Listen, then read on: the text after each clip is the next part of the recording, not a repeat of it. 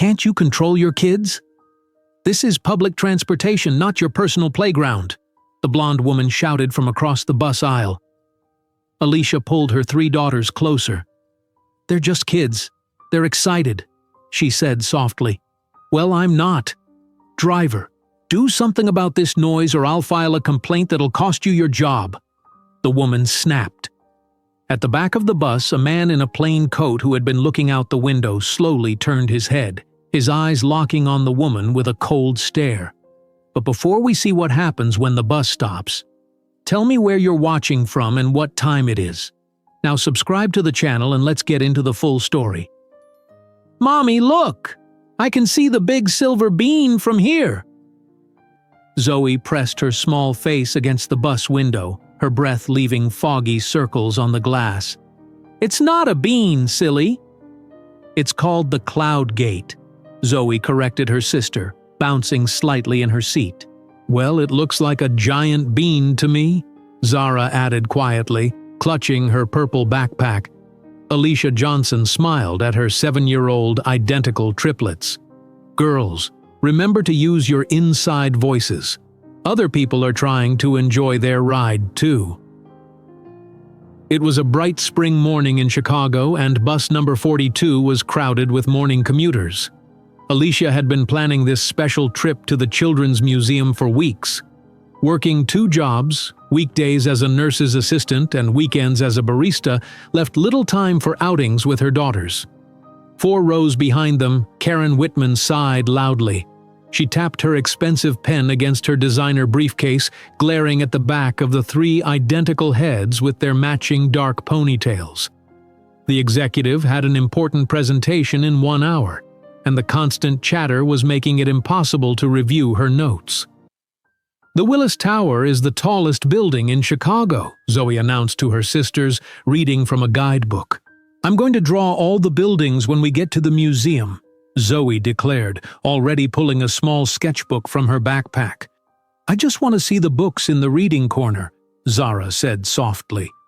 Karen closed her eyes and counted to 10. 20 minutes into her commute, she couldn't take it anymore. Can't you control your children? Karen shouted across the bus aisle. This is public transportation, not a playground. Some of us are trying to work. The bus fell suddenly quiet. Passengers looked down at their phones or out the windows, pretending not to notice the confrontation. Alicia turned, her face calm but her hands protectively gathering her daughters closer. They're just excited children. We're heading to the museum. Well, I'm trying to prepare for a meeting that pays more than your yearly salary, Karen snapped. Driver, do something about this noise or I'll file a complaint that'll cost you your job. The bus driver, Dave Miller, glanced nervously in his rearview mirror. Ma'am, please calm down. The children aren't being disruptive. We're almost to Michigan Avenue. Not disruptive. Are you deaf? Karen stood up, pointing dramatically at Alicia and the triplets. People like her need to learn respect for others. At the back of the bus sat a man in jeans and a plain jacket. No one would have guessed that Michael Reynolds owned the company operating every public bus in Chicago. The 36-year-old businessman made a habit of riding different routes monthly, experiencing his services firsthand. Michael had been making notes about the cleanliness of the bus when the commotion started. When he looked up, his heart stopped.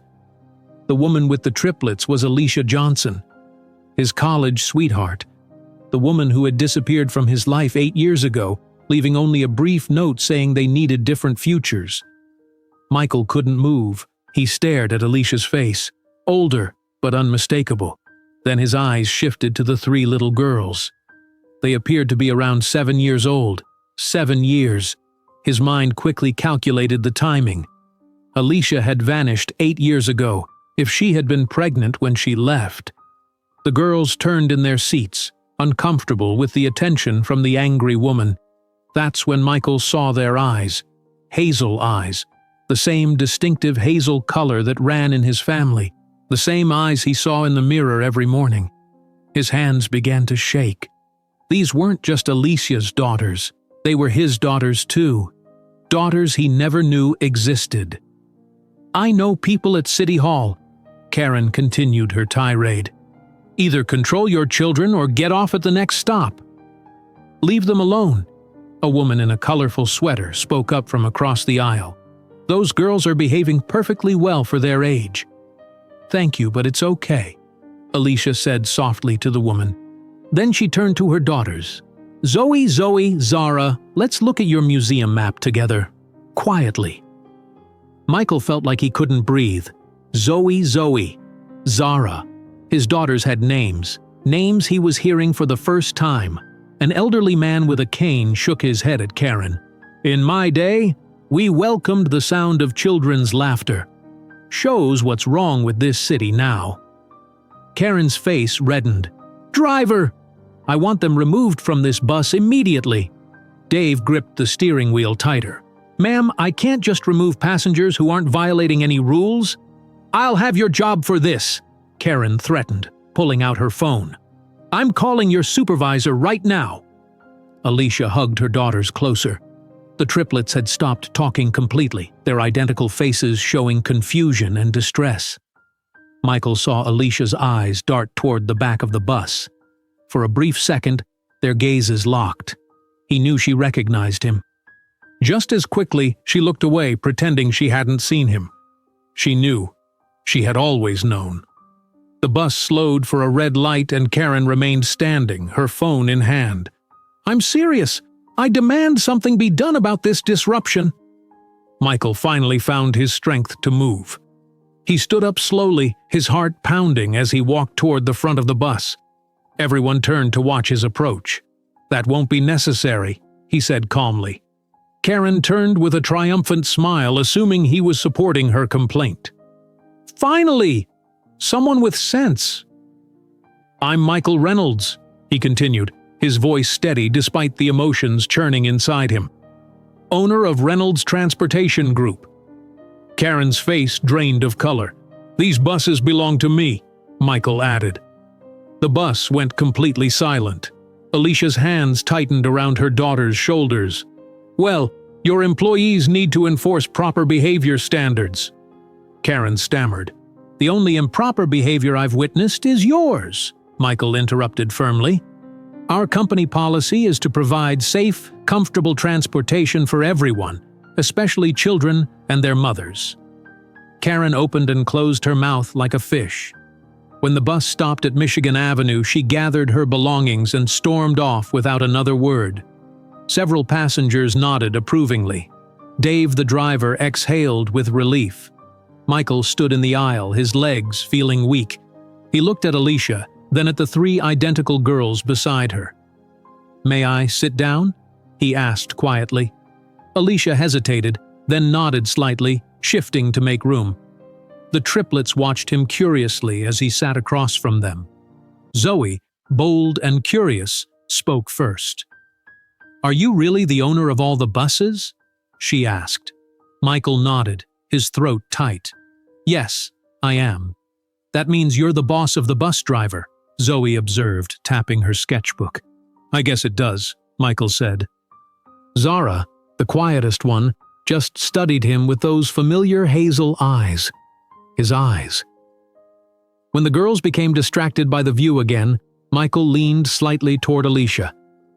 They're mine, aren't they? He whispered so only she could hear. Tears filled Alicia's eyes as she gave an almost imperceptible nod.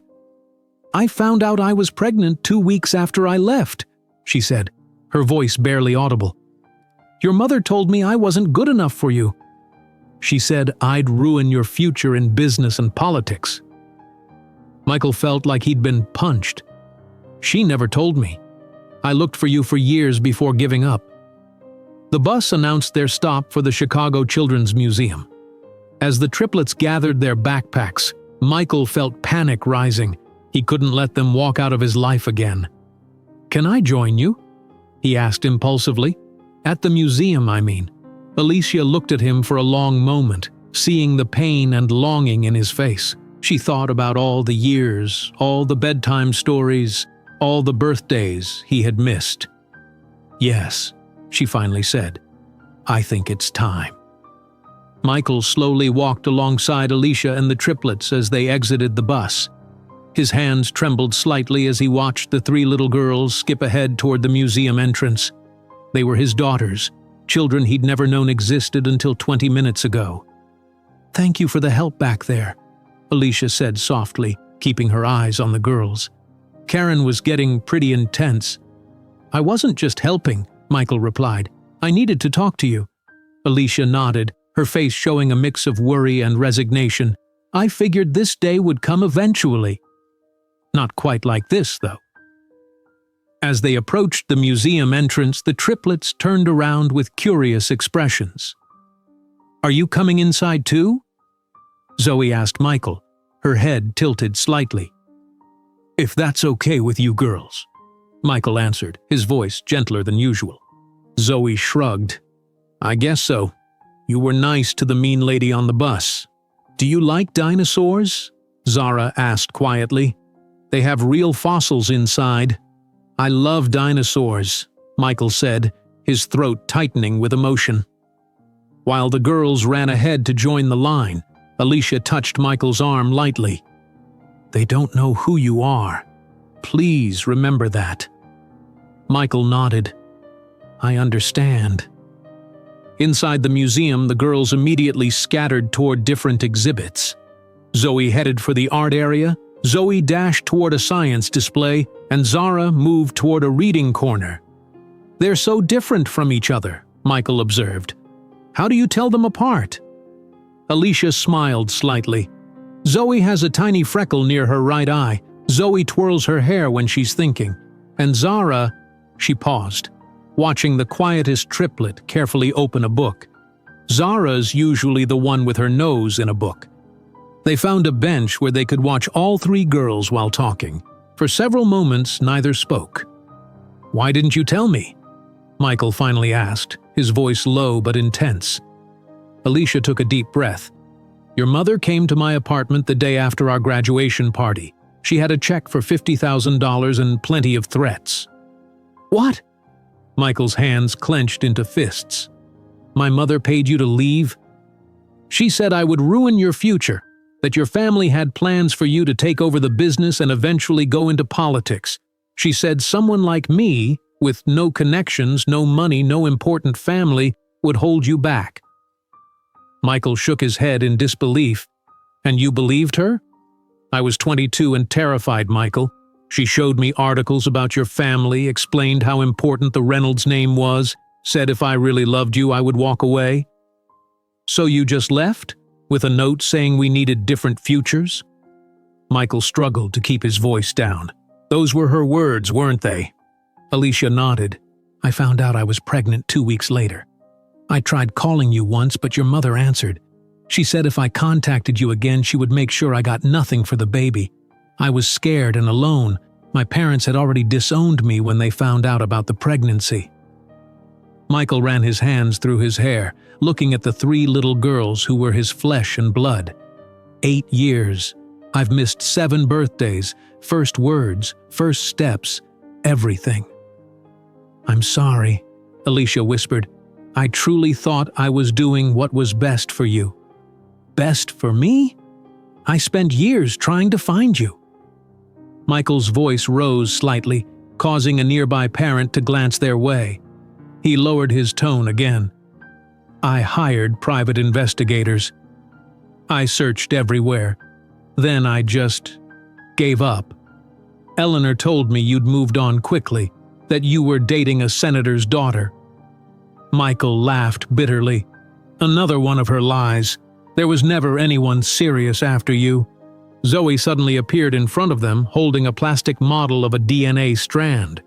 "Look what I found," the science lady said. "This is what makes people related to each other." Michael stared at the model, the irony almost too much. That's right, Zoe. DNA is why children look like their parents." "Is that why me and my sisters look the same? Because we have the same DNA?" Zoe asked. "Exactly," Michael said, his voice catching. "You share the exact same DNA." Zoe looked at him curiously. "Why are you sad?" "Do you not like science?"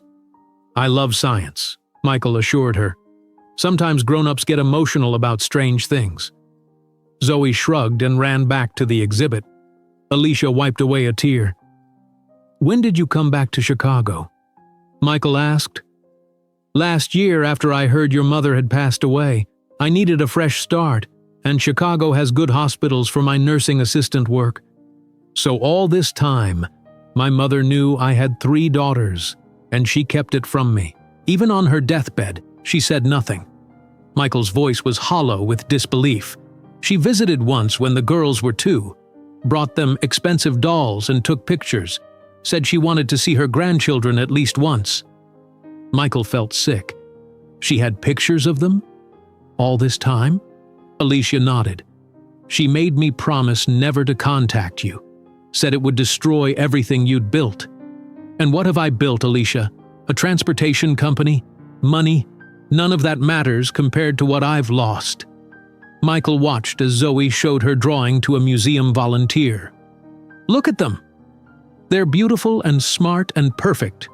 "They are," Alicia agreed, "and they've had a good life, Michael.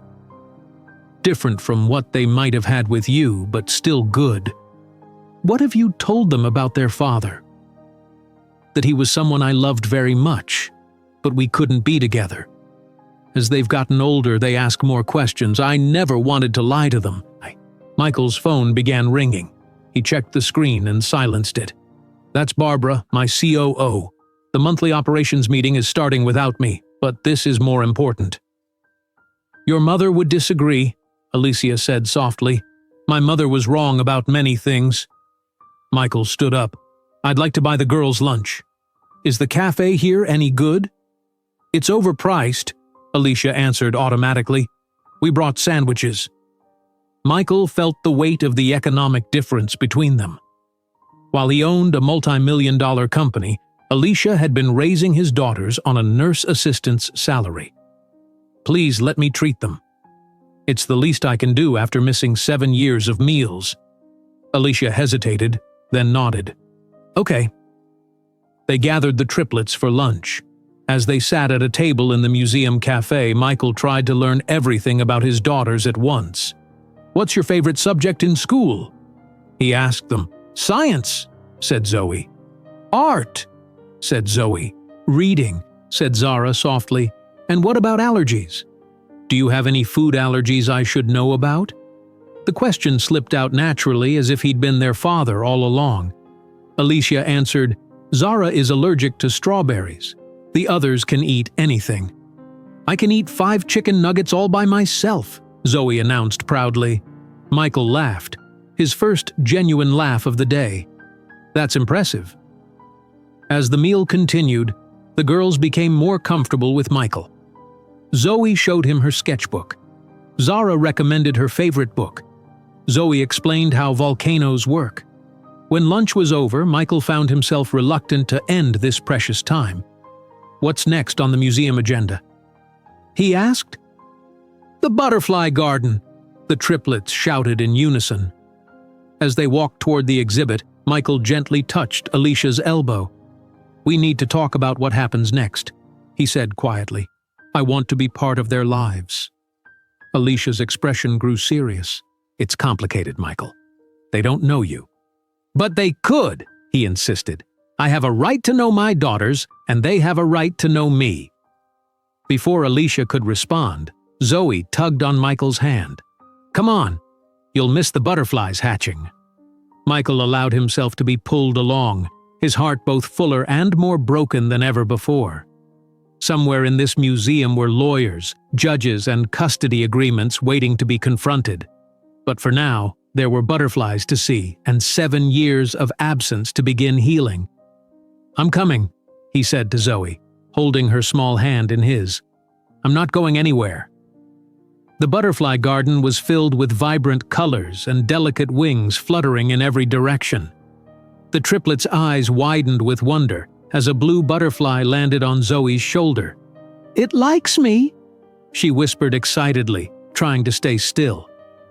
Michael watched his daughters experience the joy of the exhibit, feeling like an outsider looking in on a family he should have always been part of. The girls moved through the garden with such confidence. They clearly visited museums often despite Alicia's limited budget. They love this place, Alicia said quietly as they stood back watching the girls. I save up to bring them here once every 3 months. What else do they love? Michael asked, hungry for every detail. Before Alicia could answer, Zoe called out, Look at me! I'm drawing the butterfly life cycle. Michael walked over to see Zoe sitting cross-legged on a bench, her small hands quickly sketching on her notepad. The drawing was surprisingly detailed for a 7-year-old. You're very talented, Michael said, genuinely impressed. Zoe beamed at him. I'm going to be an artist when I grow up. Or maybe a fashion designer. Or both. Across the room, Zoe was talking animatedly to a museum guide about butterfly migration patterns. Her questions were specific and thoughtful, showing a natural curiosity about how things worked. And where's Zara? Michael asked, suddenly realizing he couldn't see the third triplet. Alicia pointed to a quiet corner where Zara sat on a small stool, reading a plaque about butterfly species.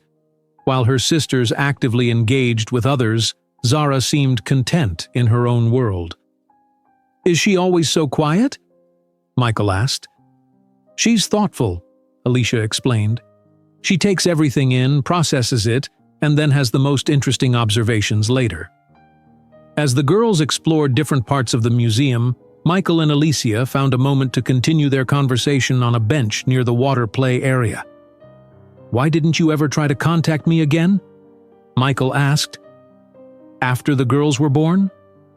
After they started asking about their father? Alicia's eyes followed the triplets as they moved between exhibits. Your mother made it very clear what would happen if I did. She had pictures of me taken, proof I had accepted money to leave you. She said it would ruin any chance of custody if I ever tried to claim you as their father. Michael's face hardened. She controlled everything, my whole life. I was young and scared, Michael. I thought I was protecting them and you. From what? From knowing their father? From having a real family? His voice rose slightly before he caught himself. From a messy public battle that would have hurt everyone, Alicia said firmly. Your mother convinced me you were better off without us, that you had moved on to bigger things. And now? Michael asked. Do you still believe that? Before Alicia could answer, a cry rang out from the dinosaur exhibit. Both adults jumped to their feet instantly. That's Zara, Alicia said, already moving. They rushed to find Zara sitting on the floor, tears streaming down her face. She had tripped near the Tyrannosaurus Rex display and scraped her knee. Michael reached her first, kneeling down next to the crying child. Without thinking, he pulled a clean handkerchief from his pocket. Let me see, sweetheart, he said gently. That looks painful, but I think you're going to be okay. Zara looked up at him with tear-filled eyes, and sniffled. It hurts. I know it does, Michael said, carefully dabbing at the scrape with his handkerchief. You know what helps make pain go away? Telling it to leave? Can you try that with me? Zara looked uncertain but nodded. Pain? Go away, Michael said firmly but playfully. Pain, go away, Zara repeated softly. Not working yet? Let's try once more with feeling, Michael suggested. Pain, go away, Zara said louder, a small smile breaking through her tears. Alicia watched the interaction with surprise. She'd arrived seconds after Michael and stood back as he comforted their daughter with natural ease. Better? Michael asked. Zara nodded. A little bit. You're very brave, he told her. Much braver than I am around dinosaurs. This made Zara giggle. They're not real, silly. Well, that's a relief.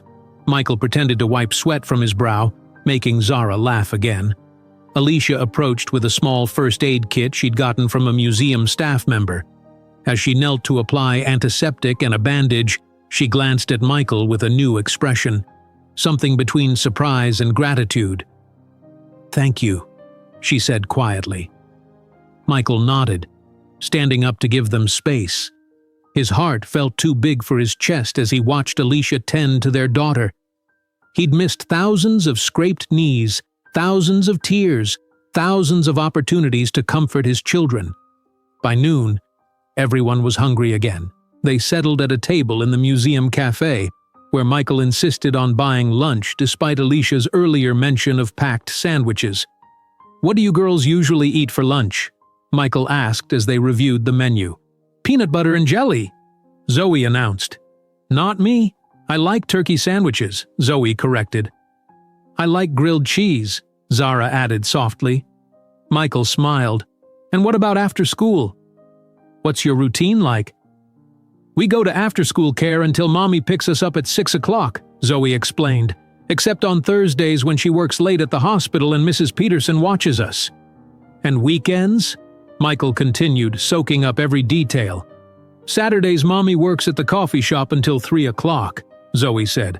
"Then we go to the park if it's nice outside." "Or the library," Zara added. Michael glanced at Alicia, the reality of her schedule sinking in. "You work 7 days a week?" Alicia shrugged slightly. "We manage. The hospital job has good benefits and the coffee shop helps with extras. Like museum trips," Zoe said proudly. "Mommy saves tip money in a special jar." Michael felt a wave of guilt wash over him. While he'd been building his business and living comfortably, Alicia had been working double shifts to give their daughters opportunities he could have easily provided. After lunch, they continued exploring the museum. Michael noticed Alicia checking her watch frequently. "Do you need to be somewhere?" he asked. "I picked up an evening shift at the coffee shop," she admitted. "We should probably head out in about an hour." Michael felt panic rise in his chest. He wasn't ready for this day to end. "What if I take everyone to dinner? You could call in sick." Alicia shook her head. "I can't afford to lose the shift, Michael. We have rent due next week." "I'll cover your wages," he offered immediately. "Double them, triple them. Please, Alicia. I just found them. I can't say goodbye yet." Alicia studied his face, then looked at the girls who were happily examining a display about weather systems. "It's not that simple," she said. "You can't just walk into their lives with money and expect everything to change overnight." "I know that," Michael insisted, "but I've missed 7 years. "I'm asking for a few more hours." After a moment of consideration, Alicia nodded. "I'll call my manager." "One night won't make a difference, I suppose." While Alicia stepped away to make the call, Michael approached his daughters. They looked up at him with identical, curious expressions. "How would you three feel about getting dinner after the museum?" he asked. "Maybe pizza?" "Pizza!" Zoe and Zoe cheered together. Zara nodded enthusiastically. "Is Mommy coming too?" Zara asked. "Yes, she'll be there," Michael assured them. "She's just making a phone call." When Alicia returned, her expression was carefully neutral. "All set. Where did you have in mind for dinner?" "There's a great pizza place near Navy Pier," Michael suggested. "We could go on the Ferris wheel after eating if the girls are interested." "The Ferris wheel!" The triplets gasped in unison. Alicia gave Michael a warning look. "Don't make promises you can't keep." "I intend to keep every promise from now on," Michael said, his voice serious despite his smile. As the afternoon continued, Michael found himself falling in love with each of his daughters. Zoe's scientific mind reminded him of his own curiosity as a child. Zoe's creativity and outgoing nature was refreshing and joyful, and quiet Zara, with her thoughtful observations, seemed to see right through to his soul. When Zoe casually slipped her small hand into Michael's while walking toward the exit, his eyes filled with unexpected tears. He blinked them away quickly, but not before Alicia noticed. "They make it easy to love them," she said softly. "I already do," Michael replied, his voice thick with emotion. "And I'll do whatever it takes to be part of their lives from now on." As they stepped outside into the late afternoon sunlight, Michael knew with absolute certainty that he would fight anyone, including his deceased mother's memory, to remain in his daughters' lives forever. 2 weeks had passed since that day at the Chicago Children's Museum. The pizza dinner and Ferris wheel ride had been just the beginning. Michael had visited Alicia's apartment every single day, always bringing gifts for the triplets. Today was no exception as he knocked on the door of their small two-bedroom apartment in the North Side neighborhood. "Uncle Michael is here!" Zoe shouted from inside. The girls had taken to calling him Uncle Michael after Alicia hastily introduced him as an old friend. Alicia opened the door, her expression tight. Michael stood holding 3 identical science kits, each with a different colored bow. "The girls are supposed to be getting ready for bed," Alicia said quietly. "It's a school night." "I know, but I found these amazing science kits," Michael replied. "They let you build your own solar system. I thought the girls would love them." Alicia sighed. "Come in, but please, not too long tonight." The apartment was modest but tidy. Toys were organized in bins and children's artwork covered the refrigerator. It was nothing like Michael's downtown penthouse, but it felt like a real home. "Michael!" the triplets called in unison as they ran from their bedroom in matching pajamas. "I brought you something," Michael said, handing each girl her gift. "Zoe, yours has a red bow because I know that's your favorite color. Zoe, yours is purple, and Zara, yours is blue." The girls tore into the packages excitedly. "Can we start them now? Please?" Zoe begged. "Not tonight," Alicia said firmly. "It's already past your bedtime. You can play with them tomorrow after school." Disappointment showed on the girls' faces, and Michael quickly added, "Your mom's right. These take time to build properly. I can help you tomorrow if that's okay with your mom." Alicia crossed her arms. "Michael, can I speak with you in the kitchen, please?" Once they were alone, Alicia kept her voice low but couldn't hide her frustration. "You can't keep showing up with expensive gifts every day. You're disrupting their routine. They need consistency." "I'm just trying to make up for lost time," Michael defended himself. "By spoiling them? That's not what they need from you." Michael ran a hand through his hair. "Then what do they need?" "Tell me, because I'm trying to figure this out." "They need to know who you really are, for starters," Alicia said. "This Uncle Michael thing is getting complicated. Zoe asked me yesterday if you were my boyfriend." Michael's expression brightened. "What did you tell her?" "That's not the point," Alicia snapped. "We need to decide when and how to tell them you're their father." "I've been saying that since day one," Michael countered. "You're the one who wanted to wait. Because it needs to be handled carefully. These are 7-year-old girls whose entire world is about to change." Michael lowered his voice. "Their world changed the moment I saw them on that bus. We can't keep pretending." "Girls, come say goodnight to Michael," Alicia called, effectively ending their conversation. "He's leaving now." The triplets ran in, disappointment clear on their faces. "Can't you stay and read us a story?" Zoe asked Michael. "Not tonight," Alicia answered for him. "Bedtime is bedtime." After reluctant hugs, the girls headed to their bedroom. Michael lingered by the door. "I spoke to a lawyer today," he said quietly. Alicia froze. "What?" "Just to understand my options. I want to establish my legal rights as their father." "Legal rights?" Alicia's voice rose before she caught herself. "You disappear for 2 weeks to talk to lawyers without even discussing it with me first?" "I didn't disappear. I've been here every day." "You know what I mean?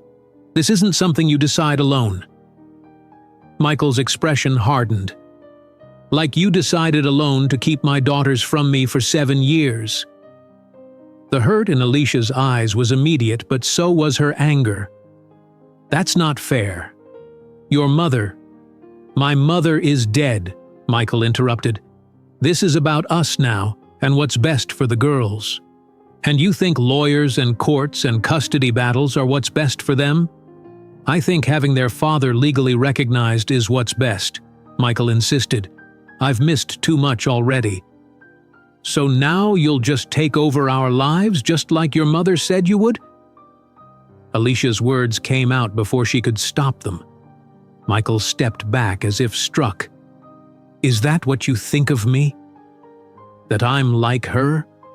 A small sound from the hallway caught their attention. Zara stood there in her pajamas, clutching her stuffed rabbit, tears running down her face. "Are you going to take us away?" she asked Michael, her voice trembling. Alicia rushed to her daughter, kneeling to hug her. "No, sweetheart, no one is taking you anywhere." Michael joined them, crouching to Zara's level. "I would never separate you from your mom. I promise." "Then why are you fighting?" Zara's lower lip quivered. Michael and Alicia exchanged looks of shame. "Sometimes grown-ups disagree about things," Michael explained carefully, "but that doesn't mean anyone is going anywhere." "Michael is a very old friend of mine," Alicia added. "He's going to be spending more time with us, and we're figuring out how that works." "Like a family?" Zara asked.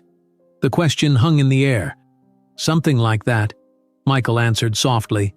"Now, back to bed, okay?" After Zara returned to her room, Michael whispered, "We need to tell them soon." Alicia nodded reluctantly. "I know." The next morning, Michael walked into his office at Reynolds Transportation Group headquarters, a sleek glass building in downtown Chicago.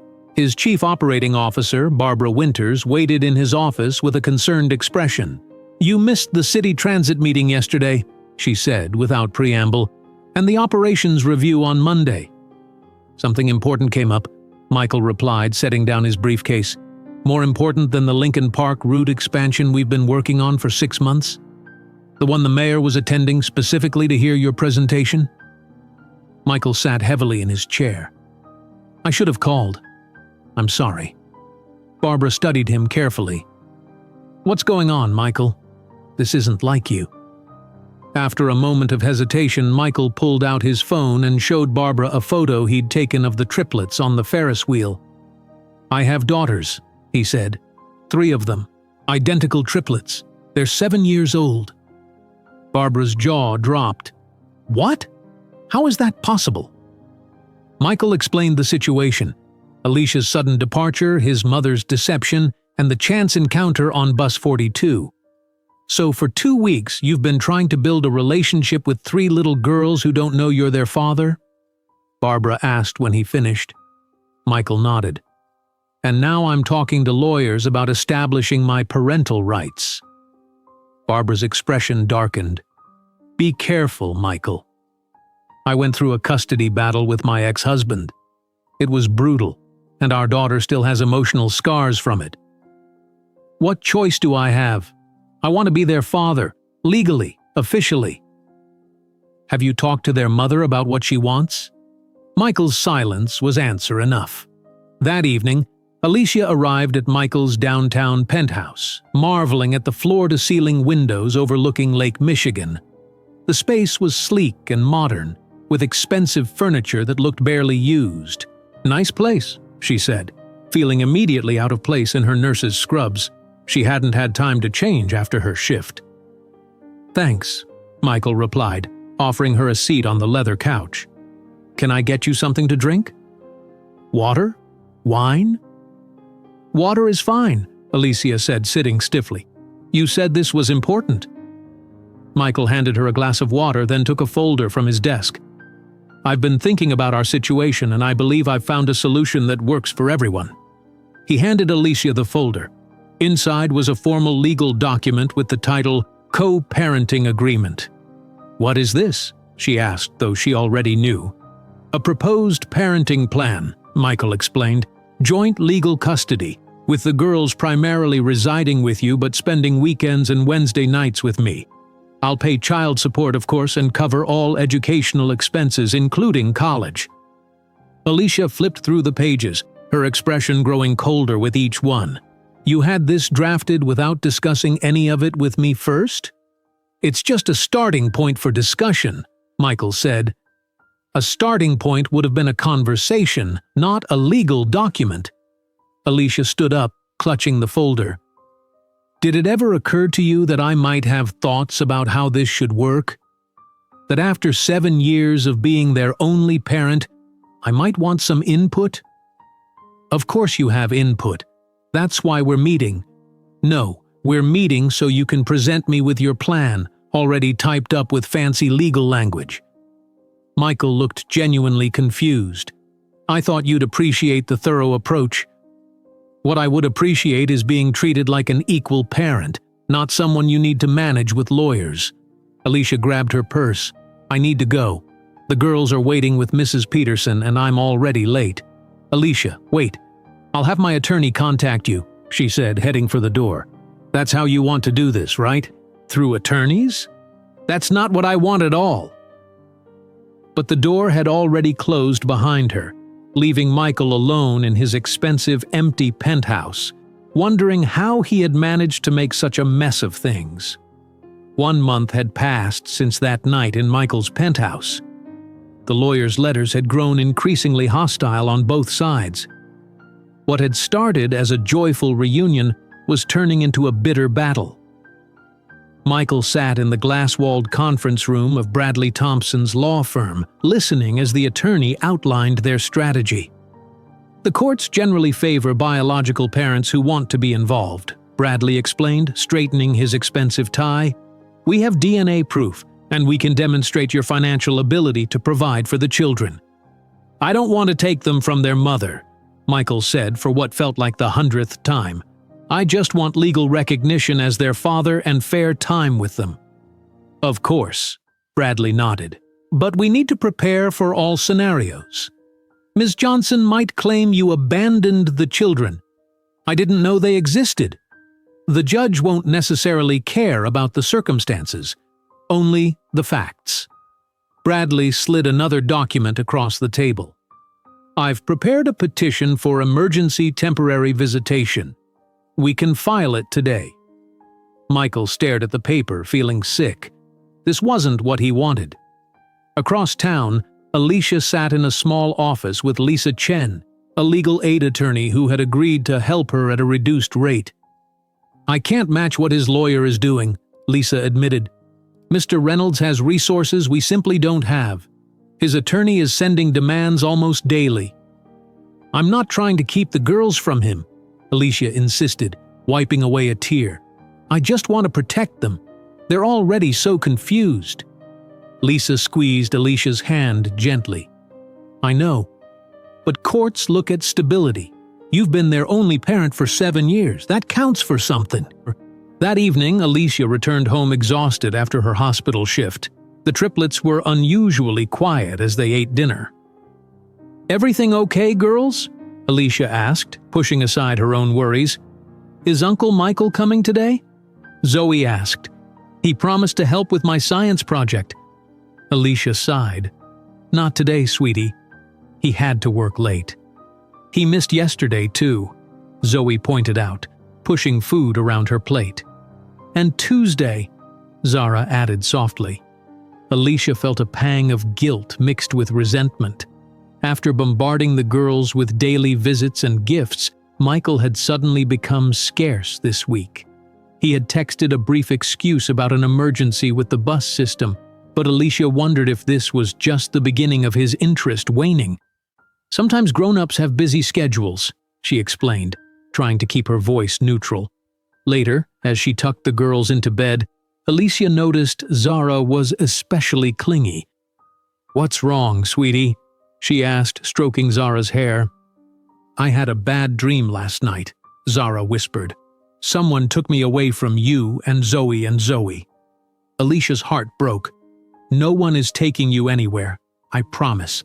"Is that why you and Uncle Michael were fighting?" Zara asked. "Is he mad at us?" "No, honey," Alicia said quickly. "Michael isn't mad at anyone. He just had work responsibilities this week."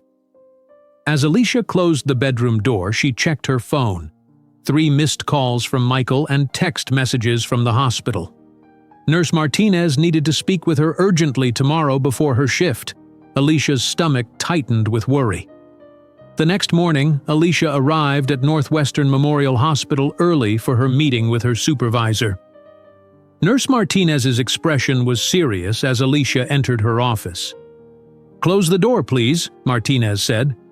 Alicia sat down, her hands twisting nervously in her lap. "Yesterday a man named Michael Reynolds came looking for you," Martinez began.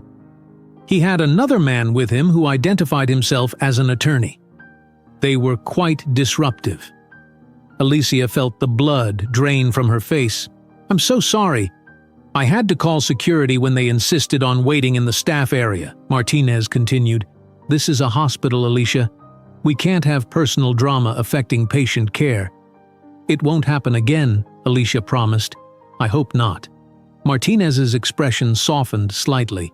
"You're one of our best nursing assistants.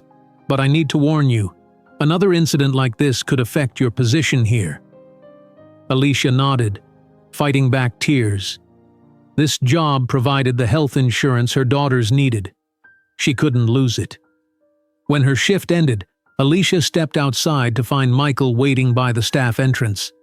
"What were you thinking, coming to my workplace with a lawyer?" she demanded. "You weren't answering my calls," Michael said. "I was worried." "So you risked my job? My supervisor just warned me that another incident could get me fired." Michael at least had the decency to look ashamed.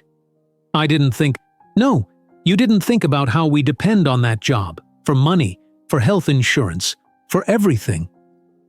"I would provide all that if you'd let me," Michael argued. "The girls should be covered by my insurance. They should have access to the best of everything. After 7 years of nothing, you don't get to decide everything now," Alicia said, her voice breaking. "Please, just leave me alone. I'm tired, and the girls are waiting." But Michael followed her home, continuing their conversation in hurried whispers as they walked up the steps to her apartment. "I have a right to see them," he insisted. "They're my daughters, too." Mrs. Peterson opened the door before Alicia could respond. The elderly woman looked relieved to see them. "Thank goodness you're here," she said. "The girls have been asking for both of you." Inside, the triplets rushed to greet them. "Uncle Michael!" they cried, wrapping their arms around his legs. Despite her anger, Alicia couldn't help noticing how naturally they had bonded with him. During dinner, an uncomfortable silence fell between the adults while the triplets chattered about their day at school. Then, suddenly, Zoe looked up from her plate. "Is Uncle Michael our dad?" she asked. The kitchen went completely silent. Alicia nearly dropped her fork. "Why would you ask that?" Michael questioned gently. Zoe shrugged. "Jenny at school said her dad doesn't live with them anymore but still visits. She said that's what dads do when they don't live with you. Uncle Michael visits us a lot." Michael and Alicia exchanged a long look across the table. After weeks of arguments about when and how to tell the girls, the moment had arrived without warning. "Yes," Michael said simply before Alicia could speak. "I am your father." 3 identical pairs of hazel eyes widened. Zoe, always the first to react, jumped up. "I knew it! You have the same eyes as us!" Zoe's response was tears, streaming silently down her cheeks. "Why didn't you want to be our dad before?" "I didn't know about you," Michael explained, his voice thick with emotion. "I didn't know your mom was going to have babies when she left." Zara said nothing, her small face unreadable as she processed the information. Alicia took a deep breath. "Girls, this is very complicated, and we were trying to find the right time to tell you." "Is that why you were fighting?" Zoe asked. "Partly," Alicia admitted. As the conversation continued, Zoe fired questions at Michael about where he lived and why he wasn't with them before. Zoe cried quietly, occasionally asking if this meant things would change. Zara remained silent, watching everything with careful eyes. Michael pulled out his phone to show them pictures of his apartment. As he scrolled, Alicia caught sight of a real estate listing, a large house near the girls' school with a for sale sign in the front yard. "What is that?" she asked, grabbing his phone. Michael tried to take it back. "It's just a house I'm considering." "In our neighborhood? Without discussing it with me first?" "I wanted to be closer to them," Michael defended. "So you're just making decisions about moving into our lives without asking?" "Just like everything else." The argument escalated quickly, their voices rising despite their efforts to stay calm for the girls' sake. "I have a right to live wherever I want. You're trying to take over everything, just like your mother said you would," "Stop bringing her into this! This is about our daughters!" They were so focused on their fight that neither noticed Zara sliding off her chair until she suddenly shouted, "Stop!" The room went silent. Zara, the quietest triplet, stood with her hands balled into fists, tears streaming down her face. "You're both being mean and I hate you!" she cried, her small body shaking. "Jenny says her parents fight all the time and it's awful. I don't want a dad if it makes everyone yell." Alicia and Michael stared at their daughter in shock, suddenly seeing their battle through her eyes. The pain on Zara's face was mirrored by her sister's, Zoe openly sobbing now, Zoe looking scared and confused. Michael knelt down to Zara's level. "You're right. We're being mean to each other and that's wrong." Alicia joined him, pulling Zara into a gentle hug. "We're sorry, sweetheart. So sorry." Over their daughter's head, Michael and Alicia's eyes met with the same realization. They were breaking the very hearts they both desperately wanted to protect. That night, after the triplets finally fell asleep, Michael and Alicia sat at the small kitchen table. Neither spoke for several minutes. The echo of Zara's outburst still filled the apartment. "We can't keep doing this," Alicia said finally, her voice barely above a whisper. Michael nodded, staring at his hands. "She's right. We're hurting them." "So what do we do now?" Alicia asked. "I know someone," Michael offered hesitantly. "A family therapist named Dr. Linda Morgan. She specializes in situations like ours." "You mean rich men who suddenly discover they have children?" Alicia's voice held a hint of bitterness. Michael sighed. "I mean parents who need help finding ways to co-parent effectively." After a moment, Alicia nodded. "Okay, I'll try anything if it helps the girls." 3 days later, they sat awkwardly in Dr. Morgan's office. The room was painted a soft blue with comfortable chairs arranged in a small circle. Dr. Morgan, a woman in her 50s with kind eyes and silver-streaked hair, observed them carefully. "Thank you both for coming," she began. "Why don't we start with what brings you here?" Michael and Alicia exchanged glances, each waiting for the other to begin. "We're fighting over our daughters," Michael finally said, "and they're getting hurt in the process." "Tell me about your daughters," Dr. Morgan encouraged. "They're identical triplets," Alicia explained. Zoe, and Zara. They're 7 years old. And until recently, I didn't know they existed," Michael added. "I found out about them by accident a month and a half ago." Dr. Morgan nodded. "That's a significant revelation. How did that happen?" For the next 20 minutes, they took turns explaining their complicated history. Alicia's departure, Eleanor Reynolds' manipulation, and their chance reunion on Bus 42. "So you've both experienced deep loss," Dr. Morgan observed. "Alicia, you lost your partner and your family's support during pregnancy. Michael, you lost 8 years with your daughters and discovered a profound betrayal by your mother." She placed a sheet of paper on a small table between them. On it was a simple drawing of 3 small figures surrounded by storm clouds. "This represents your daughters right now," she explained, "caught in the middle of an emotional storm that's not of their making." The visual hit both parents hard. Michael's eyes grew wet, and Alicia pressed a hand to her mouth.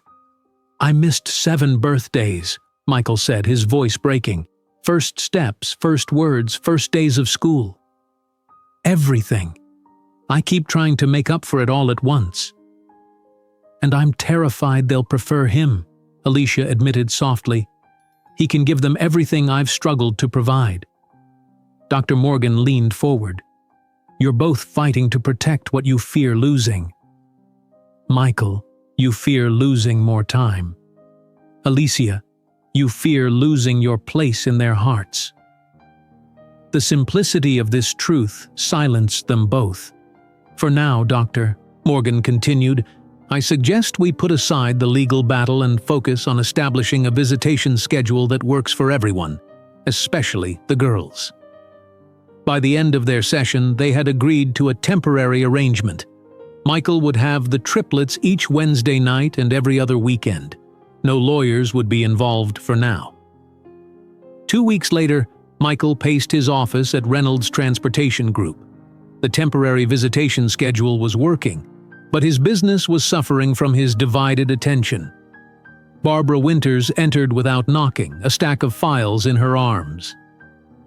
"The city contract renewal meeting starts in 15 minutes, she announced. "The mayor's office called twice to confirm you'll be there." Michael looked up from his computer. "I need to reschedule. I promised the girls I'd take them to the park after school today." Barbara placed the files on his desk firmly. "Michael, I understand your personal situation is complicated, but this contract is 30% of our annual revenue. If we lose it, we'll have to cut routes and lay off drivers." Michael rubbed his face. "You're right. I'll make the meeting." "And the operations review tomorrow?" "That too," he promised. Barbara's expression softened. "You're trying to be in two places at once. It's not working. What would you suggest?" "Bring your daughters here on Saturday," Barbara said. "Let them see what you do. Make this part of their world too." That weekend, Michael brought the triplets to Reynolds Transportation headquarters. The glass and steel building impressed even Zoe, who claimed she didn't care about boring business stuff. "This whole building is yours?" she asked as they entered the lobby. "The company owns it," Michael corrected. "I own the company." "That's the same thing," Zoe declared. "Does that mean we own it too since we're your daughters?" Michael smiled. "Someday, perhaps." He showed them the control room where dispatchers tracked every bus in Chicago on large screens. Zoe was immediately fascinated by the technology. "This is like a giant video game," she exclaimed. "It's much more important than a game," Michael explained. "We help thousands of people get where they need to go every day." Zoe had brought her sketchbook and was already redesigning his office, suggesting purple walls and rainbow curtains. Zara quietly explored his bookshelves, examining each title with careful attention. When Alicia arrived to pick them up, she felt immediately out of place.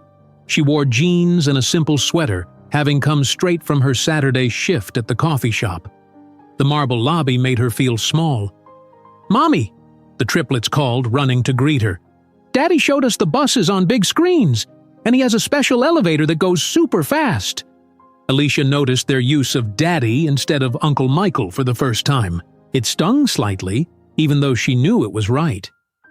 "That sounds exciting," she said, forcing a smile. "And look what Barbara gave us." Zoe held up 3 small model buses with the Reynolds Transportation logo. "Barbara?" Alicia questioned. "My chief operating officer," Michael explained. "She's been helping me manage things while I've been distracted lately." "Is she your girlfriend?" Alicia asked before she could stop herself. Michael looked surprised. "No, she's married with a teenage daughter. She's just my right-hand person here."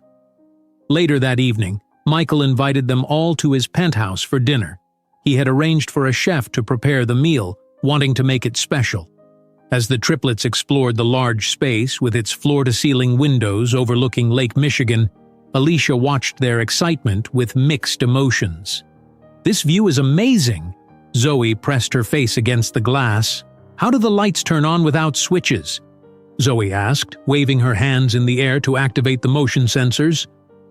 "Your TV is as big as our whole wall," Zara observed quietly. Alicia felt a familiar ache in her chest. These were things she could never provide on her salary. During dinner, Zara asked innocently, "Why can't we live in a place like Daddy's?" "It's like a castle." Michael noticed Alicia's pained expression and quickly changed the subject. "Who wants ice cream for dessert?" After the girls fell asleep in Michael's guest room, Alicia joined him on the balcony. "They love it here," she said quietly. "They love your home too," Michael replied. "It feels warm and real. This is just a fancy box where I sleep and shower." Alicia looked surprised at his assessment. "You don't like your penthouse?" It served its purpose, a place to crash between work and more work.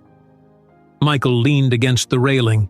"Until I found you and the girls, work was all I had." For the first time since their reunion, They began talking honestly about parenting approaches and values.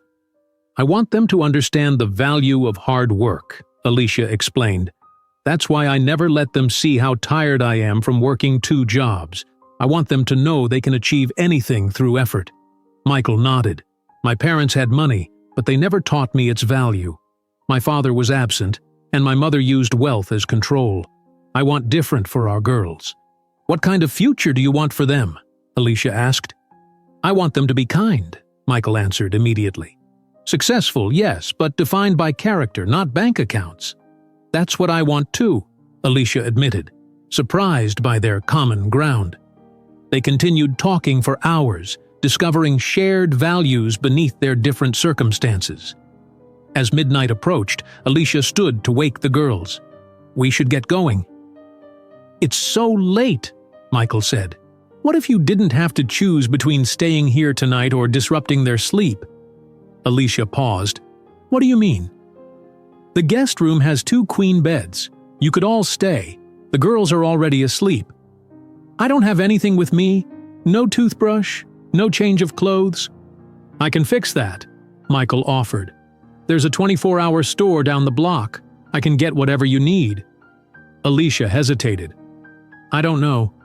Just for tonight," Michael said. "We can tell the girls we had a sleepover because it got too late. No pressure, no expectations."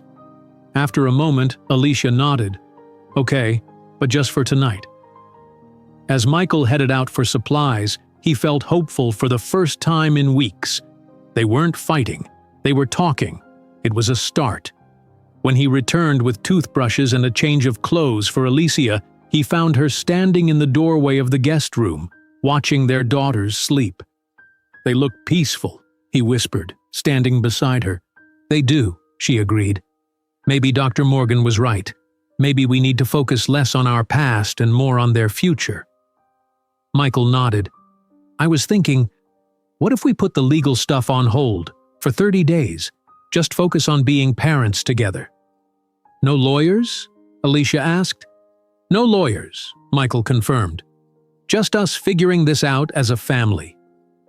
"A family," Alicia repeated the word like she was testing it.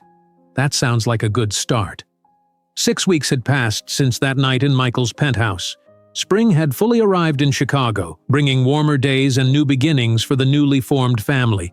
The legal battle had been set aside, replaced by a schedule on Alicia's refrigerator with color-coded days, showing when the triplets would be with Michael. Michael stood in the front yard of a red brick house, watching as a moving truck delivered furniture to what would soon be his new home. The house was just 3 blocks from Alicia's apartment, within walking distance of the girls' school. "What do you think?" he asked as Alicia approached with the triplets. Today was a special day, their 8th birthday. "It's big," Alicia observed, taking in the 2-story house with its small front garden. "And it's so close to our apartment," Zoe exclaimed, bouncing on her toes. "We can walk here." "That's the idea," Michael smiled. "I'll show you inside another day. Right now, we have a birthday party to prepare for." The girls cheered, their excitement obvious. For the first time, they would have a real party with both parents present. Michael had arranged to rent the entire Chicago Children's Museum for the afternoon, the same place where the family had reconnected 8 weeks ago. "We need to go get ready," Alicia reminded the girls. "The party starts at 2 o'clock. "Can we ride with Daddy?" Zoe asked. Alicia nodded. "I'll meet you there. I need to pick up the cakes first." As Alicia walked away, Michael felt a strange twist in his heart. These small moments, deciding who would drive the kids, coordinating party details, felt surprisingly intimate. They weren't just co-parents managing a schedule, they were building something that felt like a real family. 2 hours later, Michael stood at the museum entrance with Alicia, greeting guests as they arrived. The triplets wore matching dresses in different colors, purple for Zoe, blue for Zoe, and green for Zara, their way of helping people tell them apart. "The museum director wants to speak with you about the setup," said Jennifer, Michael's assistant, who had volunteered to help with the party. "This is Mrs. Reynolds," Jennifer added, gesturing to Alicia. She can answer any questions about the cake delivery. Alicia's eyes widened, but she didn't correct the mistake. After Jennifer and the director walked away, she and Michael exchanged awkward smiles. "Mrs. Reynolds?" Michael whispered, raising an eyebrow. "It would have been more uncomfortable to correct her," Alicia explained, her cheeks turning slightly pink. More guests arrived, Alicia's co-workers from the hospital bringing sensibly wrapped presents, followed by Michael's business associates with elaborate gifts. The two worlds collided as nurses chatted with bus company executives, united by their connection to the birthday girls. "Daddy, come see what Nurse Martinez brought us," Zoe called, pulling Michael toward a table of gifts. Michael noticed how easily the girls now used daddy, the word no longer awkward or forced. It felt right, as if the title had always belonged to him. "They're so happy," Alicia said, suddenly beside him. "I've never seen them this excited about a birthday before." "I'm just glad to be here for this one," Michael replied, first of many. The party moved through the museum, with the children exploring exhibits between cake and games. The triplets proudly introduced their friends to my dad with newfound confidence. As the party reached its halfway point, Michael noticed a familiar face hesitating near the entrance. Karen Whitman stood holding 3 gift bags, looking uncomfortable and out of place. "Is that—" Alicia began, also noticing Karen. "Yes," Michael confirmed. "I'll handle this." He crossed to the entrance, unsure what to expect. The last time he'd seen Karen was on the bus when she'd demanded Alicia and the triplets be removed. "Hello, Karen," he said formally. Karen shifted nervously. "I wasn't sure if I should come. I found your company address and sent a letter, but when I didn't hear back, I thought maybe coming in person would be better." "A letter?" Michael asked. "Apologizing for my behavior on the bus," Karen explained. "I've been seeing a therapist since then. The video someone posted of me yelling at your family went viral at my office. It was a wake-up call." Michael was surprised. "There's a video?" "Over 2 million views," Karen nodded. "It cost me a promotion and made me realize I needed help with my anger issues. May I speak with Alicia? I brought gifts for the girls." Michael hesitated, then nodded. He led Karen to where Alicia was helping Zara with her party hat. "Alicia, Karen would like to speak with you," he said. Alicia looked up, her expression guarded. "Hello, Karen." "I came to apologize," Karen said immediately. "My behavior on the bus was inexcusable. I was under a lot of pressure at work, but that's no excuse for how I treated you and your daughters." Alicia's face softened slightly. "That's unexpected. Thank you." "I brought gifts." Karen held out the bags. "If that's okay." The triplets, not recognizing Karen, approached with typical 8-year-old curiosity. "Are you Daddy's friend?" Zoe asked. Karen glanced at Michael, then back at the girls. "Not exactly. But I'd like to be your friend if that's okay." Zoe, bold as always, took charge. "It's our birthday. We're 8 today. Want some cake?" Karen's nervous expression melted into a genuine smile. "I'd like that very much." As the party continued, Michael observed how Alicia interacted with his business colleagues. She spoke confidently with the city transportation commissioner, laughed at his CFO's jokes, and helped Barbara's teenage daughter find the bathroom. She belonged in his world as much as he was learning to belong in hers. Later, while the children were distracted with a science demonstration, Michael pulled Alicia aside. "I found something you should see," he said, leading her to a quiet corner of the museum. He pulled several folded papers from his jacket pocket. "These were in my mother's things. I finally had the courage to go through her personal files last week." "What are they?" Alicia asked. "Letters between my parents," Michael explained. "It seems my father didn't abandon us after all. My mother drove him away, just like she tried to do with you." Alicia took the letters, reading quickly.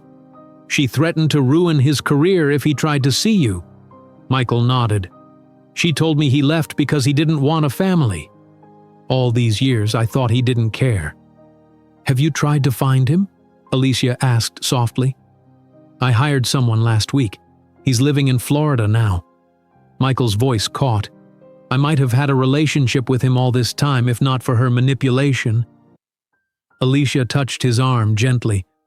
"I'm so sorry, Michael." "Don't be. Finding out the truth about him helps me understand what happened with us. She did the same thing, controlling people, making decisions about who deserved to be family." Michael took Alicia's hand. "You were right to be afraid of her. She was a master at destroying relationships."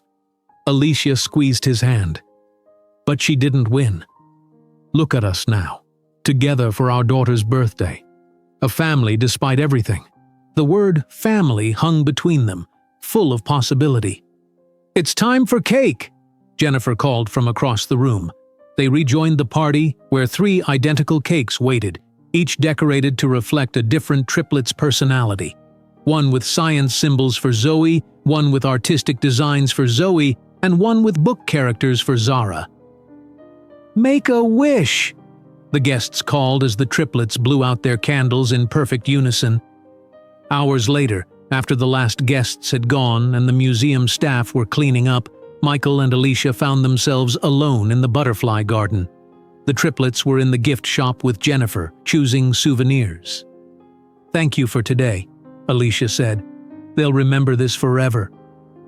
"I will too," Michael replied. "It's the first birthday I've spent with them, but not the last." "We've come a long way in 6 weeks," Alicia observed. "From lawyers and fighting to whatever this is now." Michael stepped closer. "What do you think this is?" "Us, I mean." "Co-parents," Alicia said automatically. "Friends, maybe?" "Is that all?" Michael asked quietly. The air between them seemed to change. Michael slowly reached out, touching Alicia's cheek gently. She didn't pull away. "I never stopped thinking about you," he admitted, "even when I thought I'd never see you again." "Michael," Alicia whispered. He leaned forward and kissed her softly. For a moment, she remained still, then kissed him back, 8 years of separation melting away.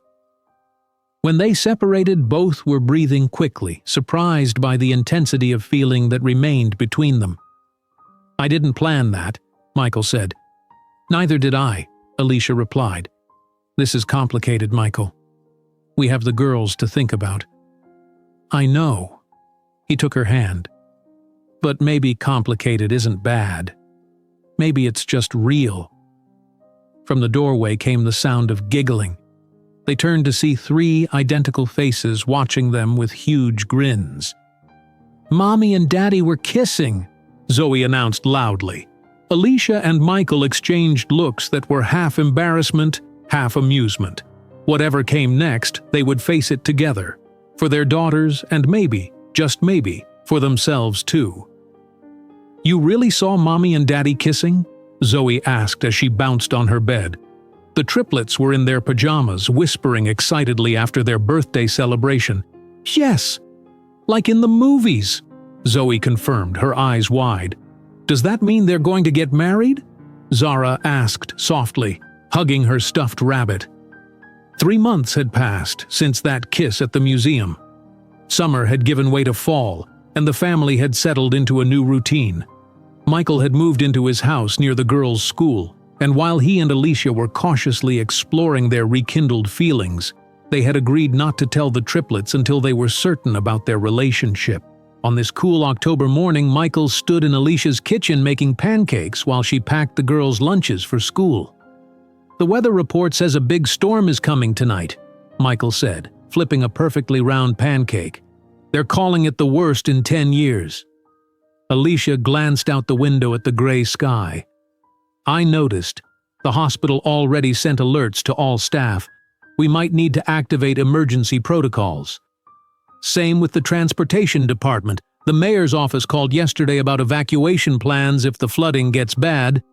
Michael slid pancakes onto 3 plates. "Girls! Breakfast!" The triplets raced into the kitchen, their backpacks ready for school. "Can we have a sleepover at Daddy's house tonight?" Zoe asked, drowning her pancakes in syrup. "He has that cool storm shelter in the basement." It's not a storm shelter, it's a media room, Michael corrected with a smile. We'll see, Alicia said, exchanging a look with Michael. They had carefully kept their sleepovers limited to when the girls were with their father, maintaining separate households despite their deepening relationship. As they ate breakfast, Michael's phone buzzed repeatedly. He checked the messages with a frown. Everything okay? Alicia asked. The storm's approaching faster than expected. They're closing schools early today. Alicia's phone chimed next. The hospital just activated Level 2 emergency protocols. All staff need to report for extended shifts. She looked at Michael worriedly. Mrs. Peterson was supposed to watch the girls after school. I can take them to my office, Michael offered. Then his phone rang. It was Barbara, his chief operating officer. Michael, we have a situation, Barbara said, her voice tense. The city needs immediate rerouting of buses for evacuation. They're calling in all management. I'll be there as soon as I can, Michael promised before hanging up. He turned to Alicia. I have to go in too.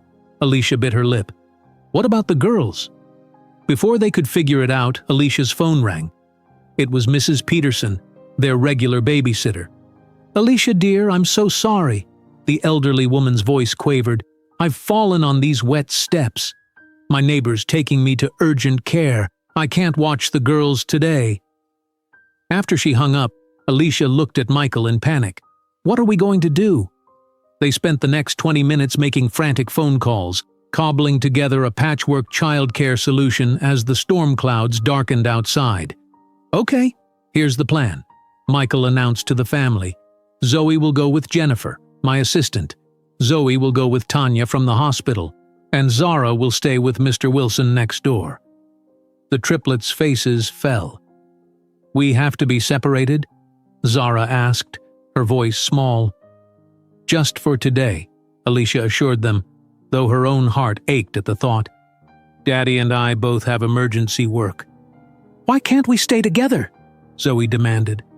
Nobody can take all three of you on such short notice, Michael explained gently.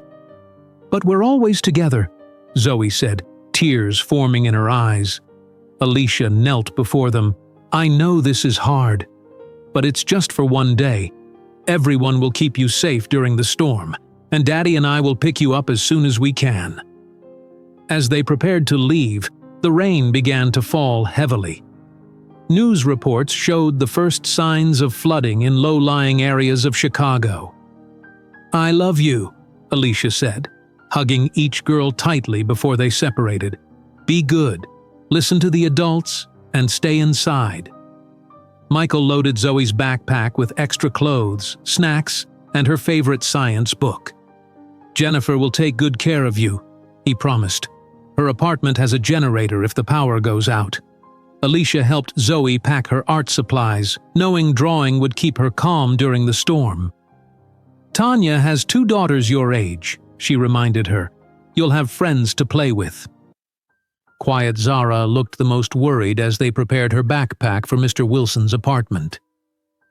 Will you come back for me? She whispered to Michael. Always, he promised, his heart breaking at her fear. Nothing could keep me away. Within the hour, the triplets had been safely delivered to their temporary caregivers, and Michael and Alicia headed to their respective workplaces, the rain now falling in sheets. By midday, the situation had deteriorated rapidly. At Reynolds Transportation headquarters, Michael directed emergency operations as buses were rerouted to help evacuate flooding neighborhoods.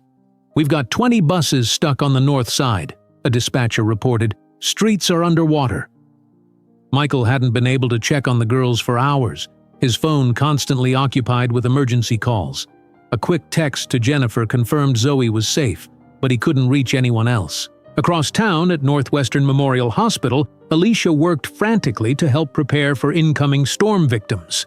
The emergency room was already filling with people suffering injuries from fallen trees and car accidents on slippery roads. Johnson, we need more hands in trauma too, Nurse Martinez called. Alicia checked her phone during a brief break. A text from Tanya assured her that Zoe was happily drawing with her daughters, but she hadn't heard from Mr. Wilson about Zara. At 3 o'clock, the power grid failed across several Chicago neighborhoods. Cell towers became overloaded as thousands of people tried to make calls simultaneously. "We've lost communication with the South Side buses," Barbara told Michael, "and the backup generators at the downtown depot aren't working." Michael tried again to call Mr. Wilson. Still no answer. A knot of worry tightened in his stomach. At 4:30, Michael's phone finally rang. It was Jennifer. "Michael, I have Karen Whitman here," she said. "Karen?" Michael was confused. "What does she want?" "She's helping me with Zoe. The power's out in my building and Zoe was getting scared. Karen was driving by and saw us using flashlights. She came up to help." "Let me talk to Zoe," Michael said quickly. "Daddy!" Zoe's voice was shaky. "It's really dark here." "I know, sweetheart, but Jennifer and Karen will take good care of you. Is Karen being nice?" "Yes. She's teaching me card games with a real deck of cards. She says it's better than video games." Michael was surprised but relieved. "That's great. Be good, okay? I'll see you soon." As soon as he hung up, his phone rang again. This time it was the Chicago Police Department. "Mr. Reynolds? This is Officer Taylor. We're calling about your daughter, Zara Johnson." Michael's blood ran cold. "What about her? What's happened?" "Mr. Wilson reported her missing about 30 minutes ago. He fell asleep during the storm, and when he woke up she was gone from his apartment." Michael could barely breathe. "How long has she been missing?" "He's not certain. Perhaps an hour, maybe more." "I'll be right there," Michael said, already grabbing his jacket. "And call Alicia Johnson at Northwestern Memorial Hospital. She's Zara's mother." Michael raced through the transportation hub, shouting instructions to Barbara as he left. "Redirect all available vehicles to the search. Give the police whatever they need." The drive to Mr. Wilson's apartment building was agonizingly slow through flooded streets and fallen branches. When he arrived, police cars were already outside, their lights flashing in the darkening afternoon. As he jumped out of his car, he saw Alicia running toward the building from the opposite direction, still wearing her hospital scrubs. "Michael!" she cried, her face streaked with tears. "She's missing! Our baby is missing!" They collided in a desperate embrace in the rain. "We'll find her," Michael promised, though his voice shook. "We'll find her." Inside Mr. Wilson's apartment, the elderly man sat shamefaced on his couch. "I only closed my eyes for a minute," he insisted. "The storm was making my arthritis act up something fierce." Officer Taylor showed them Zara's backpack, still in the apartment. "Did she say anything about where she might go? Any places she feels safe?" Michael and Alicia looked at each other, their minds racing. "She loves libraries," Alicia offered, "and quiet places." "The museum," Michael suddenly said. "The Children's Museum. That's where she went when she was upset after we told her I was her father. She said it was where we became a family." Officer Taylor nodded. "We'll check it out. The museum's closed today because of the storm, but maybe she tried to go there." As search teams fanned out across the neighborhood, the storm intensified. Rain poured down in blinding sheets, and wind whipped through the streets. Michael gripped Alicia's hand tightly. "This is our fault," he said, his voice breaking. "We separated them. We've been trying to live these separate lives, with separate schedules and separate homes, and now—" "I know," Alicia whispered, tears mixing with the rain on her face. "We've been so focused on ourselves, on doing this our way, that we didn't see what the girls needed." Hour after terrible hour passed with no sign of Zara. Police searched the surrounding blocks while Michael's bus drivers volunteered to drive their routes looking for a small girl in a blue raincoat. As the evening grew darker and colder, fear clawed at both parents' hearts. Their daughter was out there somewhere in the worst storm Chicago had seen in a decade. "When we find her, and we will find her, I'm never letting our family be separated again," Michael vowed, rain pouring down around them. "Never again." Alicia nodded, clinging to his promise like a lifeline.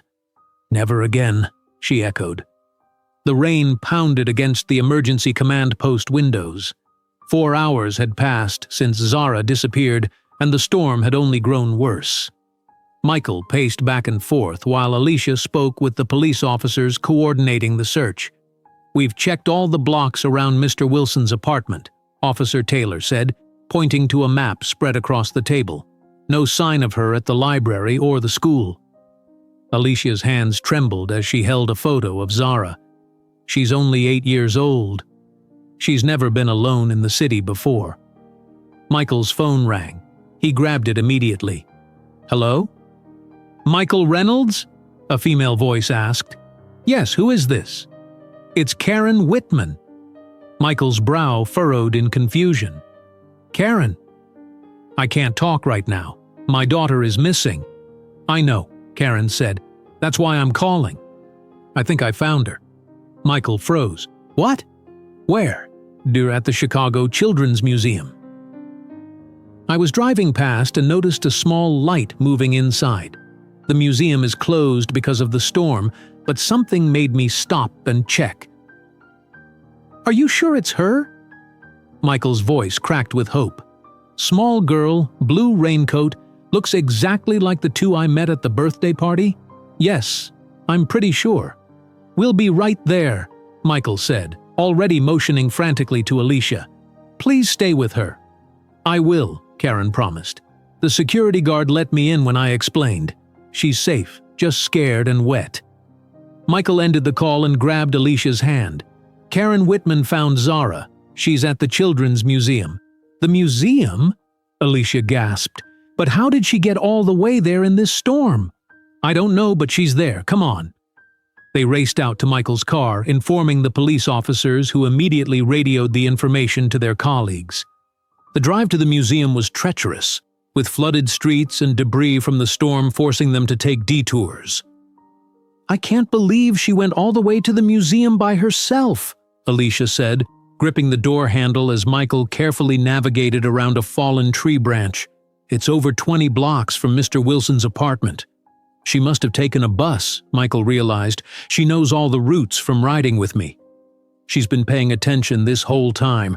When they finally arrived at the museum, they splashed through puddles to the entrance where a security guard waited to let them in. Inside, the darkened museum felt eerie, with only emergency lights providing dim illumination. "They're in the butterfly garden," the guard told them, pointing the way. Michael and Alicia ran through the familiar halls, calling out Zara's name. When they reached the butterfly garden, they found Karen sitting on a bench beside their daughter, who was wrapped in a security guard's jacket. "Zara!" Alicia cried, rushing forward. Zara looked up, her face tear-stained but relieved. "Mommy! Daddy!" They enveloped her in a tight embrace, both parents crying openly. Michael pulled back to examine her, checking for any injuries. "Are you hurt?" "What happened? Why did you leave Mr. Wilson's apartment?" Zara's bottom lip trembled. "I got scared when the lights went out. Mr. Wilson was sleeping, and I didn't want to wake him. I wanted to be with Zoe, but I didn't know where they were." "So you came to the museum?" Alicia asked gently, pushing wet hair from Zara's forehead. Zara nodded. "This is where we became a real family. I thought maybe everyone would come here to find me if we got separated." Michael and Alicia exchanged heartbroken looks over their daughter's head. In her 8-year-old logic, it made perfect sense. "How did you get in?"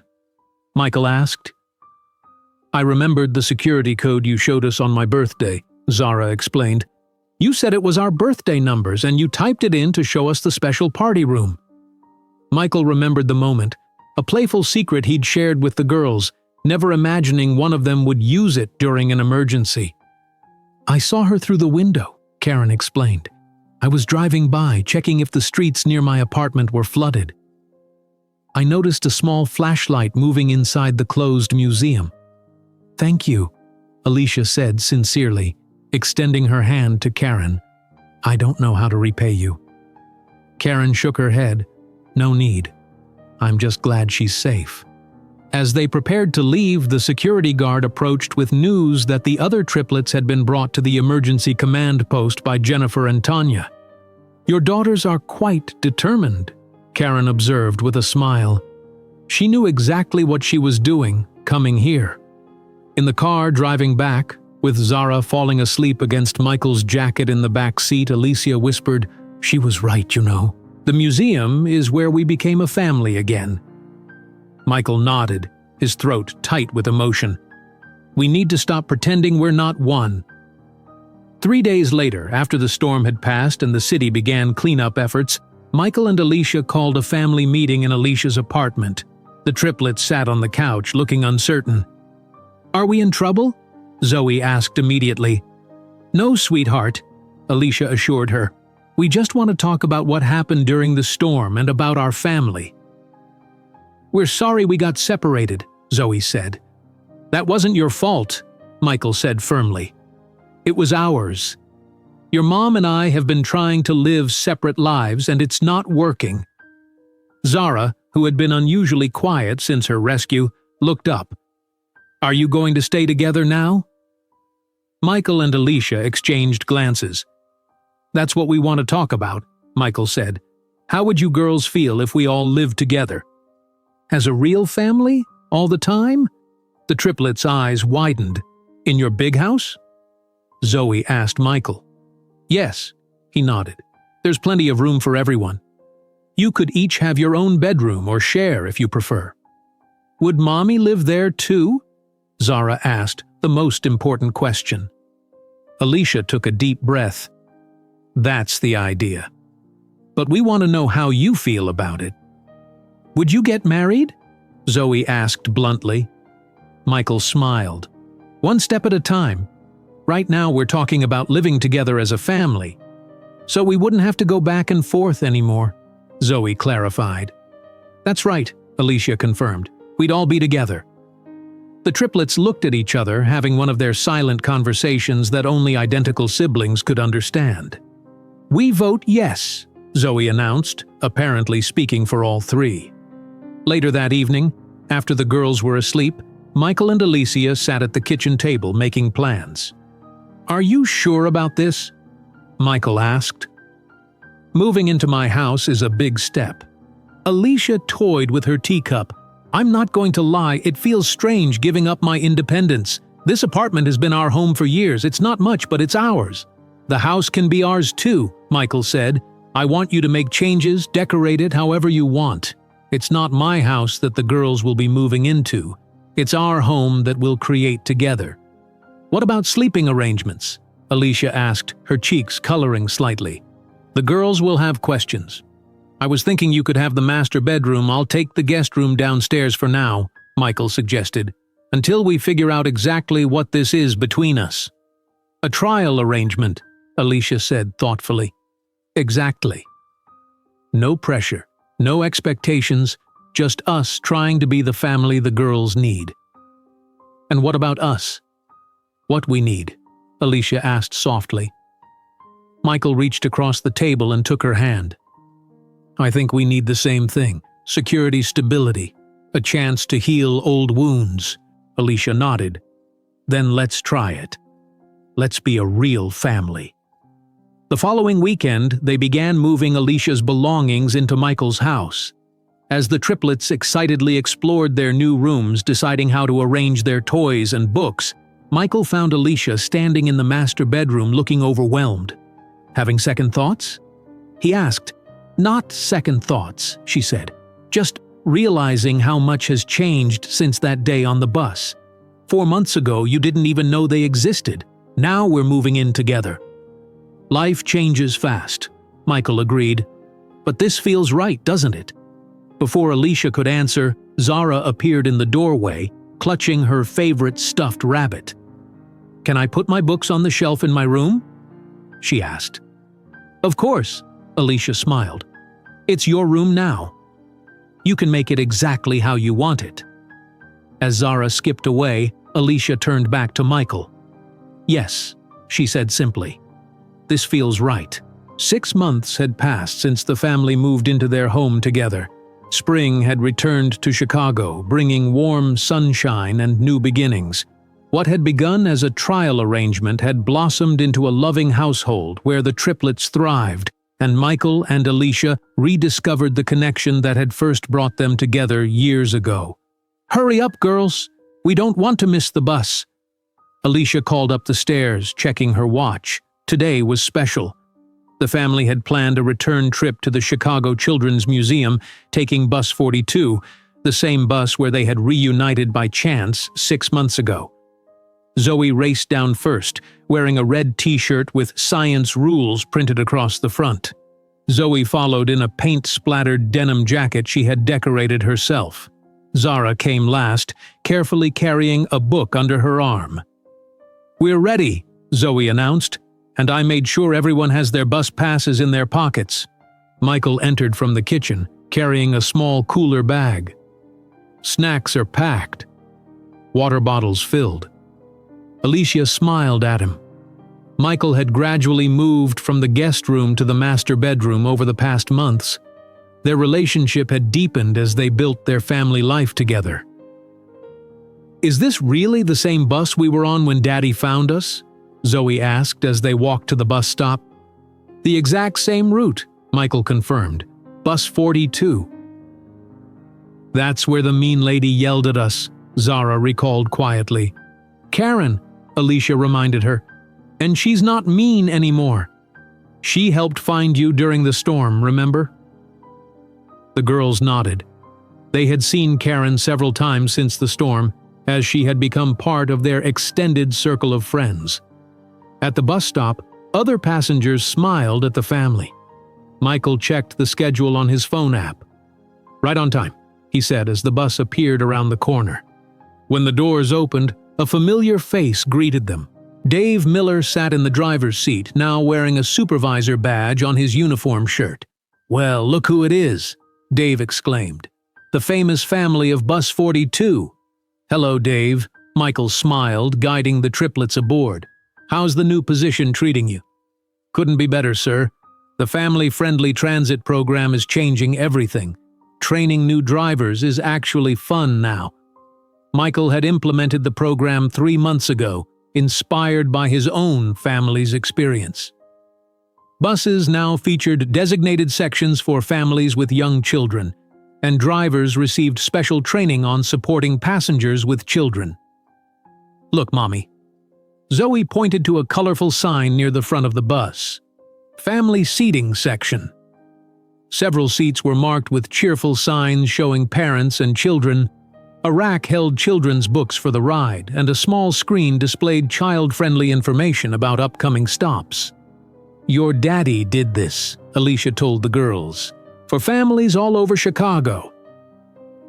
As the bus traveled downtown, the triplets gazed out the windows, pointing out landmarks just as they had 6 months ago. This time, however, no one complained about their excited chatter. "Remember the first time we did this?" Michael whispered to Alicia, his hand finding hers. "Hard to forget," she replied with a smile. "I was so terrified you'd recognize me." "I'm glad I did."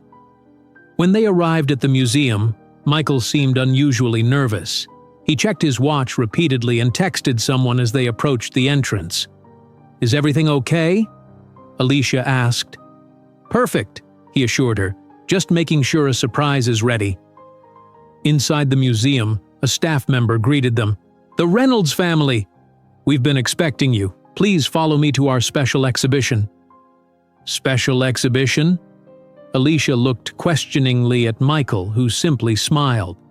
The staff member led them to a section of the museum Alicia didn't recognize. A sign over the doorway read, "Chicago Children's Vision, Art from Our City's Future." Inside, the walls were covered with artwork created by children from across Chicago. Each piece had a small plaque describing the young artist and their inspiration. "Michael, what is this?" Alicia asked. Before he could answer, Zoe shrieked with delight. "That's my painting!" There, prominently displayed in the center of the main wall, was Zoe's artwork. The painting showed a family of 5 on a bus with the Chicago skyline visible through the windows. "Family Journey by Zoe Johnson Reynolds, age 8, Zara read from the plaque. This painting shows the artist's family reuniting on Bus 42 in downtown Chicago. "Johnson Reynolds?" Alicia turned to Michael. "I hope that's okay," he said softly. "The museum asked for her full name for the exhibition." Tears filled Alicia's eyes. "It's more than okay." As they moved through the exhibition, Michael explained that he had funded this permanent display to showcase artwork by children from all neighborhoods of Chicago. Many of these kids had never been to a museum before, he told Alicia. Now their work is not just seen here, but they get to visit and bring their families too. "Daddy!" Zoe called from across the room. "Look who's here!" Karen Whitman stood near the entrance with a group of children wearing matching blue t-shirts. She waved when she saw them. "Hello, Reynolds family," she greeted them warmly. "What a nice surprise." "Who are all these kids?" Zara asked. "They're from the community center where I volunteer on weekends," Karen explained. "We have an art program, and some of their work is displayed here too." The transformation in Karen was remarkable. Gone was the stressed, angry executive who had once demanded their removal from a bus. In her place stood a patient, kind woman who genuinely engaged with the children around her. "This one is by Trevor," Karen pointed to a colorful drawing nearby. "He's been coming to the center for 3 months now." As Karen led her group through the exhibition, Alicia squeezed Michael's hand. "You've done something amazing here." "I had a lot to make up for," he said. "Not anymore." After exploring the entire museum, Michael suggested they visit the Butterfly Garden, the same spot where they had shared their first kiss after reuniting. "It's still my favorite place," Zara said, watching colorful butterflies flutter around tropical plants. Michael suddenly looked nervous again. He checked his phone, then nodded to himself. "Alicia," he said, "do you remember exactly where we were standing when we first realized the triplets were mine?" Alicia pointed to a spot near a bench. "Right there. You asked if they were yours, and I couldn't deny it anymore." Michael took her hand and led her to that exact spot. The triplets followed, unusually quiet, as if they sensed something important was about to happen. "This is where our journey back to each other began," Michael said, his voice serious. "Right here, 6 months ago, I discovered I had 3 beautiful daughters I never knew existed." He reached into his pocket and pulled out a small velvet box. Alicia's eyes widened. "Girls, come here," Michael called to the triplets. When they gathered around, he handed each of them a small card. Michael knelt down on one knee, opening the box to reveal a sparkling diamond ring. "Alicia Johnson, will you marry me?" On cue, the triplets held up their cards, which together spelled out, "Will you marry us?" Museum visitors nearby noticed what was happening and fell silent, watching with smiles. "All of you?" Alicia asked, tears streaming down her face. "I'm marrying all 4 of you?" "That's the deal," Michael grinned. "It's a package offer." "Yes," Alicia whispered. "Yes to all of you." As Michael slipped the ring onto her finger, museum visitors broke into applause. The triplets jumped up and down with excitement. "I have one more surprise," Michael said when the celebration quieted. "I've established the Reynolds Family Foundation.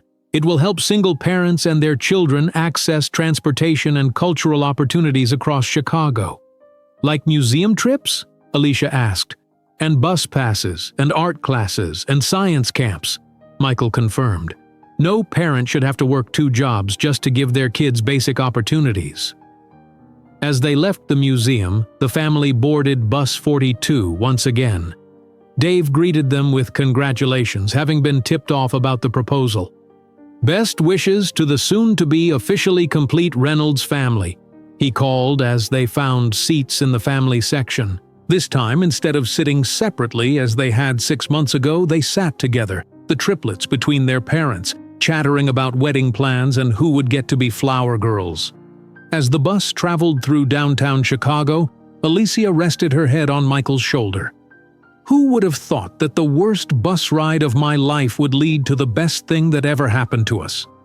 Michael kissed the top of her head gently. "Some journeys take unexpected detours." "I'm glad ours did," Alicia said, watching their daughters point excitedly at the Willis Tower through the window. Outside, the city continued its busy pace, thousands of people making their daily commutes, perhaps sitting next to strangers who might one day become family. Bus 42 followed its regular route, just one vehicle in a vast transportation network, unaware it had already changed lives forever by bringing a family together when they needed each other most. If you enjoyed today's video, I'm sure you'll love the next one. Don't waste time. Just click on the screen